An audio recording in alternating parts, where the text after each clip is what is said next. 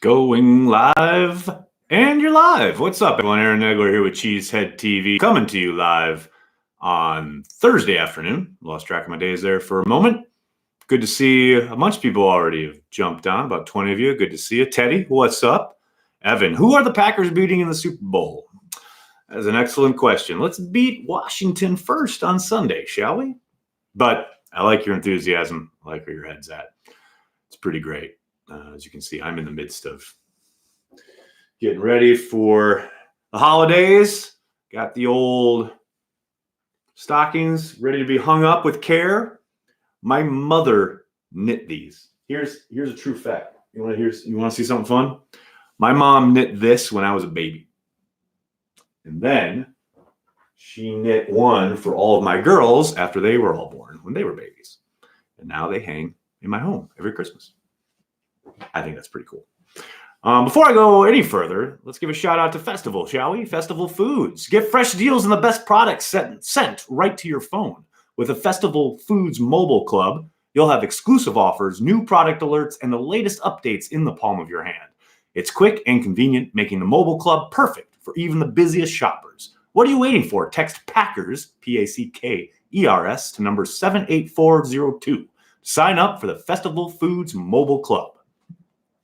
Look at all these folks. Have I watched The Irishman yet? Yes, I did, and I thoroughly enjoyed it. And I understand people saying it's too long, they don't like the CGI, etc., etc. Get all that, totally understand it. Think all those concerns and complaints are valid. I still loved it. The moment it pushed in on De Niro as the old man, I was sold. And then they had one of the early scenes is literally shot a couple blocks away from here in Astoria. They do it. A lot of films do that because Astoria has basically stood still in time. But yeah, I loved it. I absolutely loved it. Love Festival Foods. Their Festy burgers are the bomb. I got to try one. I've never had one. I'm going to be in Wisconsin on Saturday. So I'm going to have to search one out. Tails Pale Ale in the stocking. I wish. What needs to improve before we can contend with the 49ers or Ravens? Well, the Packers need to be much more consistent, and they need to stop shooting themselves in the foot. I know everyone likes to point at the Chargers and 49ers games as evidence that the Packers can't compete with the elite. And I'm here to tell you that is just not the case. They have beaten themselves more than they've gotten beaten. Even that Eagles game. And that's a game they should have won. But allowing that fumble, coughing up the football towards the end of that first half when they're trying to take that deep shot, pretty much gifted the Eagles points that helped decide that game. I think they can compete with anybody. They just have to get out of their own way. Now, does that mean they have a very small margin for error? Sure. There are teams that are probably more talented across the board, but I think this Packers team can compete and can beat anybody in the league. Point blank. What is Banky's beef with Ryan Wood specifically? You guys have hinted at it. I have no beef with Ryan Wood. I love Ryan. I worked with Ryan. I think he's a really good reporter and a really good dude.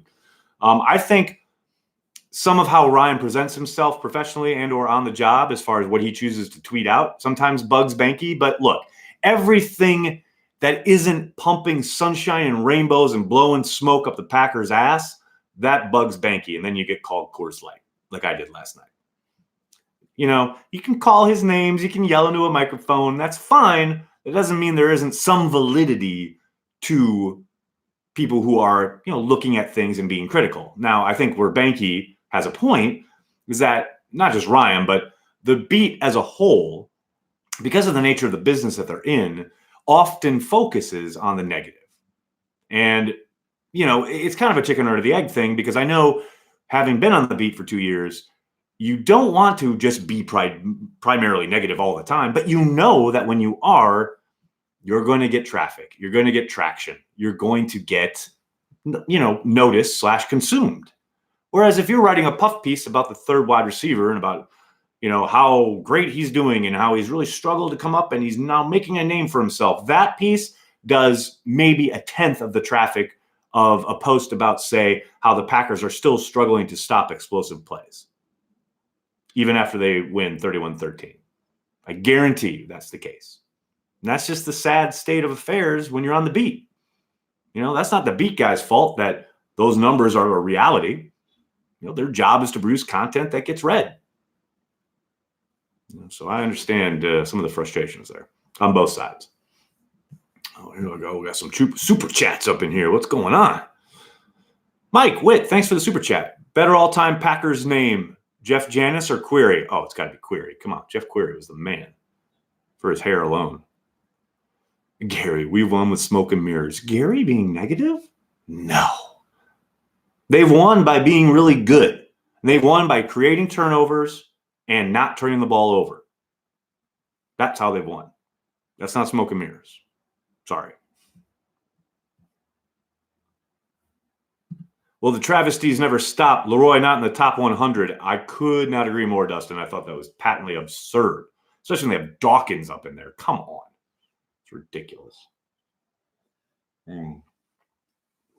Is the problem with punt returns the returner or the lack of blocking? Sly, I would myself say it is much more about the lack of blocking than it is the returner.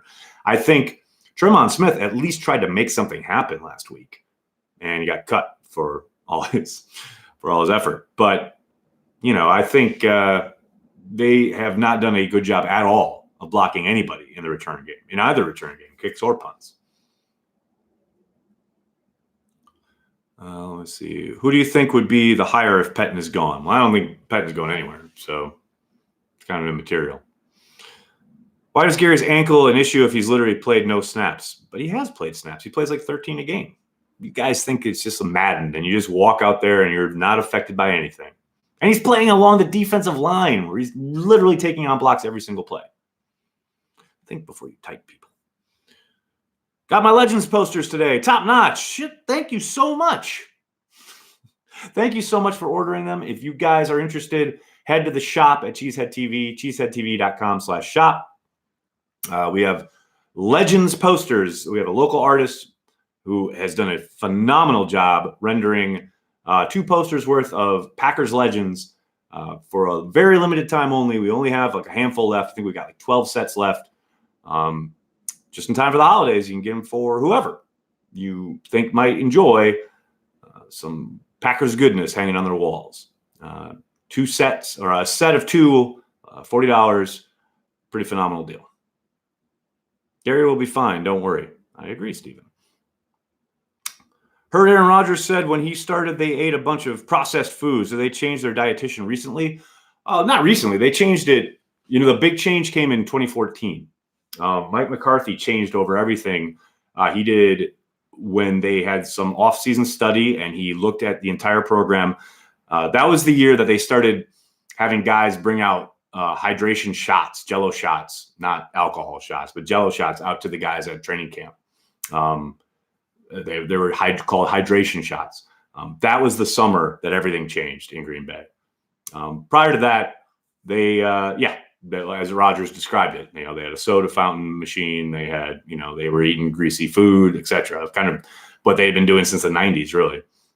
But McCarthy, I think he took that cue from Chip Kelly. When Chip Kelly started with the Eagles, he kind of looked at what he was doing as far as nutrition and training and stuff like that. Obviously, Mike was the final arbiter on it and was the one who really made the call on it. But that was the year, 2014, where they really switched up the dietitian training regimen, all of that stuff. Because, partly that happened because Mike's teams were injured so much year after year after year. He was so frustrated. He wanted to try something drastic to make things change. And that's where he went. You want a poster of Nags and Banky. Well, there's a poster of Banky out there. The Die Hard poster. That's a classic. Let's take shots Sunday. I got to work. Banky has a rule. He doesn't make me old fashions until after the game. Nutrition is important. Thank you, Teddy. December football, that matters. I'm not crying. You are. Scott, it is the best feeling, isn't it? Oh, it's so great. The idea that these games in Lambeau, these next 2 games, they matter. Oh, remember last year when none of it mattered? Essentially? Oh, so great. It's so great to have meaningful December football. I love it. It's the best. Is Tremont going into the Packers Hall of Fame? Yes. What characteristics / traits do you think they will look for in Rodgers' replacement, presuming LaFleur is still the coach? That's a really good question. I think LaFleur will have input, but ultimately it's Gutekunst that gets to make that call. It's hard to say with much conviction what it is that Gutekunst will be looking for. I do plan on asking him that, although he'll never answer it. Well, next time he's on the podcast, it'll be a lot of fun. Elton Jenkins struggling against the Giants? What you talking about, Wills? I don't know. I didn't see that. I mean, I went back and watched the game twice, including the coach's tape. And I certainly didn't see him struggling. I saw him slip up a few times, but nothing that I would characterize as struggling. Do I think Lazard gets re-signed next year? I'm not sure of his contract status. I think they can control him for one more year. I'm not sure. I'll have to look. Is Tremont going to be re-signed? That's a really good question, Mike. That is a very, very good question. I think it'll come down to the numbers, right? I don't know how much you can invest into what's he going to be, 37-year-old defensive back? You got a lot of young guys sitting back there not playing. I mean, Josh Jackson can't get on the field. Now, is that because Tremont's just playing so much better? I guess. But how long do you continue to put that money into such an older prospect? I don't know. I'll be surprised if he's back, frankly. But I'm hoping for it. I love the guy.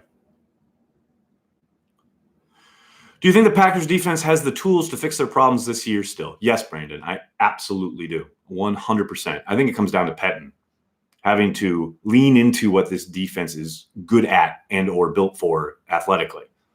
He is very reticent to be aggressive on early downs. He has he seems to have called himself into a hole sometimes with some of the passive zones and things like that. I think he just needs to be a tad more aggressive. And I know it's very cliched and very blanket statement-y, but to me, it's pretty simple. They've got the horses.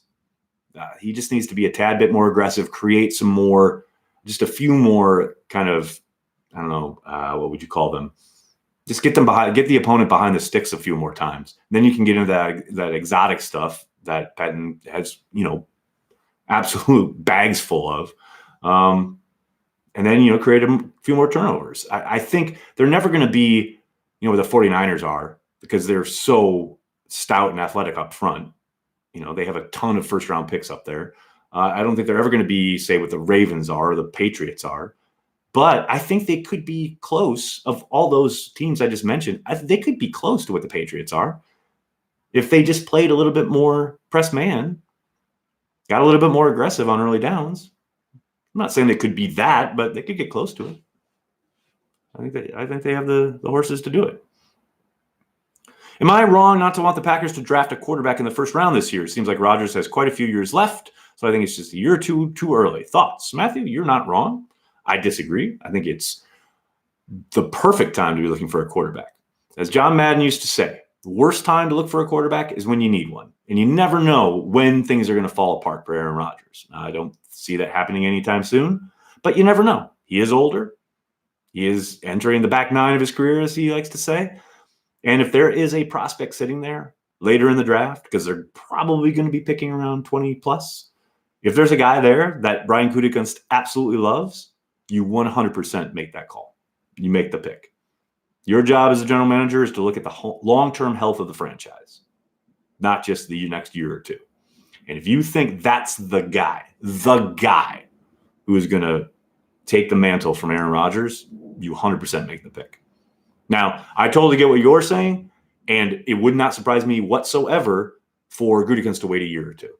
That wouldn't surprise me at all. But I certainly wouldn't bemoan and or complain if he found a quarterback he loved and took.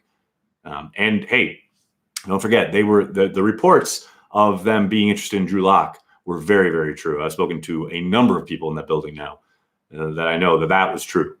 Denver jumping up and taking him meant that the Packers couldn't draft him, but there's a very likely scenario where they would have taken Lock had he been there. Like, subscribe, share. Thanks, Dustin. Do you think Mike McCarthy ends up in Carolina? Robert, I think there's a good chance that happens, either in Carolina or with the Giants. I think one of those two is probably where it ends up. Maybe Washington, but I doubt it. A tie tonight is a win for the NFL. I hear you, Dustin. Imagine being the guy having to replace Rodgers. Well, imagine the guy having to replace Favre. Imagine the guy having to replace Joe Montana, or Dan Marino. Hell, they're still looking for somebody there.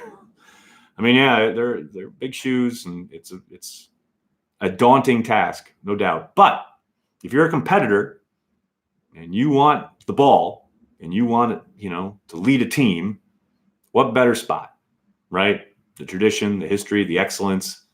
I mean, you're going to get every bit of support as far as facilities giving you the weapons on offense, etc., putting a great line in front of you. I mean, they're not going to skim. So, yeah, it's daunting, no doubt. But I think there are 10 times worse spots to land than in Green Bay trying to take over from Rodgers when it's time for him to move on. Banky is the Slim Shady of the Packers media world. I like it, Matthew, and I'm sure Corey would appreciate those sentiments.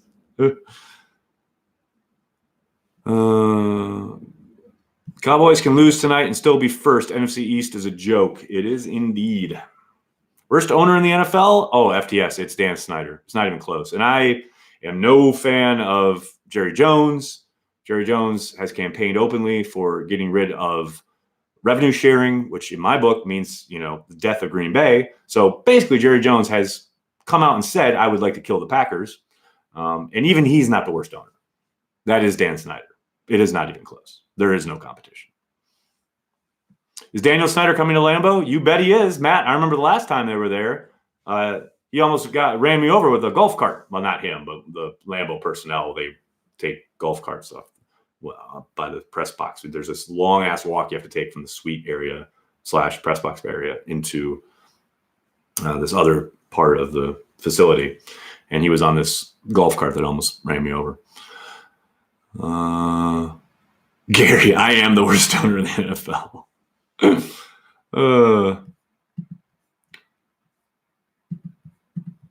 Let me see. Up 4 with 2 minutes left. Can this defense get a game-winning stop when it matters come January? Sure, absolutely. Especially if the opponent needs a touchdown and they're in the red zone. They're like first or second in the NFL in that regard. Never a doubt. Elliot Wolf, ? Browns seem like a mess of character guys on and off. Randall still seems to have great leadership. Not sure what you're asking there. Elliot Wolf, ? I mean, Elliot's not the one making those calls. That's John Dorsey. Where are Banky's seats at? His family seats are old school, like right behind on the home side, right behind the players, about 10, 12 rows up. They're primo seats. My prediction is Washington will lose bad, Jay. I like the way you're thinking. Anyone on the defense you're watching particularly close this week? Robert, I'll be watching both Kenny Clark and Kevin King. I think Kenny Clark is the key to this game as far as quick penetration, blowing things up. A lot of the pulling action that the Redskins like to use can be knocked off course, blown up by Kenny just having a day, which I think he can. And then Kevin King, he's going to be thrown out a lot. I'm interested to see. I think Jair will be on their phenomenal rookie wide receiver. I'll be surprised if they try to challenge Jair very much, which means Kevin's going to get his regular healthy dose of both lots of footballs thrown his way and grief on Twitter. But I'm hoping he gets a little bit more physical with guys at the line of scrimmage. Dustin, thanks for the super chat, buddy. 4 years later, daily chats. Hey, BJ Raji. BJ Raji kind of dropped off being a thing on the old chat. Got to bring that back. Matt, I stand with Kevin King. I hear you, man. Hard to root for the Lions and Cowboys this week. I tell you, man. Anytime you got to root for the Cowboys, you got to hold your nose while you're doing it. No doubt about it. How's the Redskins defense? They can get after it up front. I'll tell you that. They can cover okay, but if they can cover enough, their front will get after it. And it's funny because they don't have a ton of big names, but man, they cause problems getting to the quarterback and disrupting the passing game. That's why I hope there's a whole lot of Aaron Jones and Jamal Williams. Is King going to the Pro Bowl? No. Why do the Packers have so many problems at the 1-yard line when it's 1st and goal? Because they don't utilize Danny Vitale. I will say this till my grave. I mean, there are a billion other reasons, but ultimately, they don't seem to have very much creativity when they get down there. They just want to either bang their head into a wall or throw fade routes, which are the worst play on offense in the history of football. When am I dropping my Christmas album? I'm not dropping a Christmas album, but I did drop a Christmas single last night on my Twitter. It's a song I wrote when I was in college and then recorded a couple years ago. And I found it on a computer and I thought, you know what? I'll put it on SoundCloud. So I did. So, go check out my Twitter. What happened to Alexander being a top corner? He is a top corner. He's really good. I don't know. I don't know what to do with that question. How come we don't run any trick plays or have someone else throw the ball besides Rodgers, something like the Saints do? No, because they don't. Who would you like them to throw it? They have, they had Randall Cobb for years, and he threw exactly 2 passes. Now, I don't know if they have any former quarterbacks on the roster. Nothing jumps to mind, but I don't love the idea of taking the ball out of Aaron Rodgers' hands. That's just me. That's just something I'm into. But I get wanting to be a little fancy, a little tricky, etc. The Saints are a special breed. Sean Payton's been doing this a long time. Matt LaFleur's in year 1. Patience. It will come. Do you see any Ted Thompson-isms in Gutekunst? Travis, very much so. It's been an interesting mix, right? I mean, obviously the free agency spending spree this past spring was very un-Thompson-esque, but you also saw a general manager who recognized that there was a complete depletion of talent on the defensive side of the ball, needed an injection, and he went and did it. But for the most part, he's been pretty similar to Thompson in the sense of rather than going and trading for a wide receiver, he's trusted his guys. He signed Ryan Grant off the street rather than go trade for some big name that, all the names that were being bandied about. That was a very Ted Thompson move. So yeah, I think there's a healthy mix there of his 2 kind of mentors in Ted Thompson and Ron Wolf, which, hey, I'm all for it. I love it. All right, everybody, I'm going to have to jump. I can't thank you guys enough for hanging out, talking Packers. And I just wanted to let you know, as I said at the top, regarding our sponsor, Festival Foods, you guys can get fresh deals on the best products sent right to your phone. With the Festival Foods Mobile Club, you'll have exclusive offers, new product alerts, and the latest updates in the palm of your hand. It's quick and convenient, making the mobile club perfect for even the busiest shoppers. What are you waiting for? Text PACKERS, PACKERS, to 78402 to sign up to the Festival Foods Mobile Club. Can't thank you guys enough. I'm going to be checking out Festival when I get to Wisconsin on Saturday. I'm really excited. I'll be back tomorrow doing a little bit more. And hey, if you really want to support what we do, hit like, hit subscribe, tell your friends, tell your family. And if you want to support everything at Cheesehead TV, please consider giving us $5 a month on our Patreon, patreon.com/CheeseheadTV. Next week, we're going to be having a special behind-the-scenes look at Packer transplants, exclusively only for our patrons on Patreon. It's going to be a lot of fun. Thanks a lot, everybody. Go Pack Go. Talk to you tomorrow.